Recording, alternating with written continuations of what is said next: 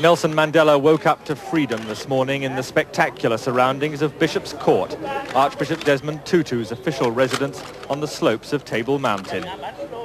His wife Winnie at his side, the ANC leader appeared for the world's cameras in what must be one of the world's most beautiful gardens. There could be no greater contrast to the bleak years on Robben Island and inside Pollsmoor Prison. After the hiatus of yesterday, the release, rally and near riot, today an image of peace and quiet. Before Nelson Mandela plunged into the first international news conference of his life. Mr. Mandela, James Robbins, BBC News from London. Can you describe your emotions as you came out of the prison for us yesterday, and also your first impressions of the South Africa you've so far been able to see? I must confess I'm unable to describe my emotions. I was completely overwhelmed by the enthusiasm. It's something I did not expect. And I would be merely rationalizing if I told you that I am able to describe my own feelings. It was breathtaking. That's all I can say. And your first impressions of the South Africa that you found in this very short time that you've been free? Well, it's a totally different South Africa.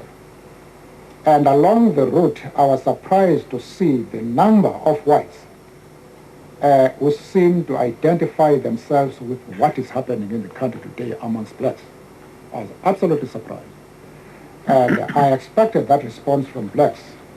But the number of whites who seem to feel that a change is absolutely imperative surprised me. On the vital political issues, Mr. Mandela seemed more conciliatory today than in yesterday's speech, deliberately making clear he sees no conflict between his continuing commitment to armed struggle and an equal commitment to peaceful solutions. There is no conflict between those two statements. I have committed myself to the promotion of peace in the country. But I have done so as part and parcel of the decisions and campaigns which have been taken and launched by the ANC. There's no conflict whatsoever.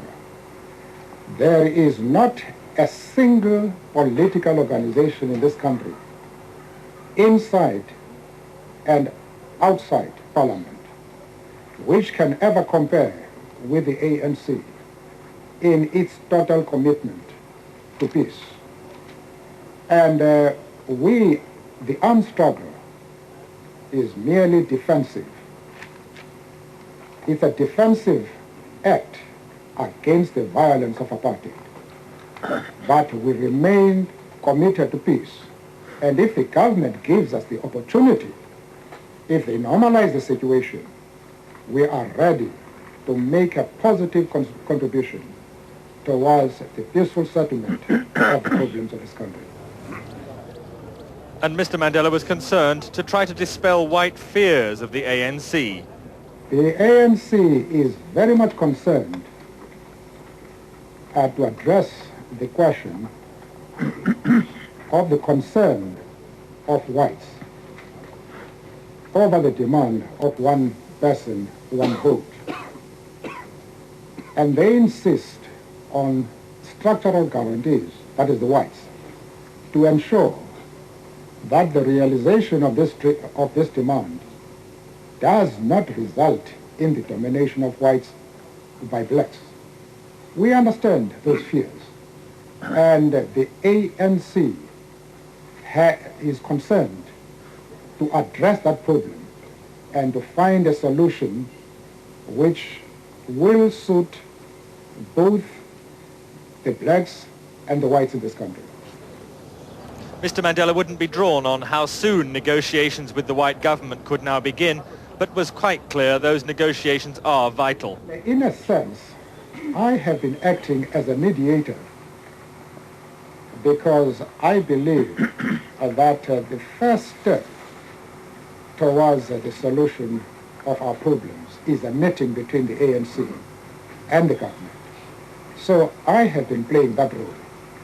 But now that I'm released, it is for the ANC to determine what role I should play. After 27 years of isolation, Nelson Mandela dealt with every question put to him for almost an hour, as if international news conferences had been a regular feature of his life. White reaction to Mr. Mandela's first public pronouncements is sharply divided.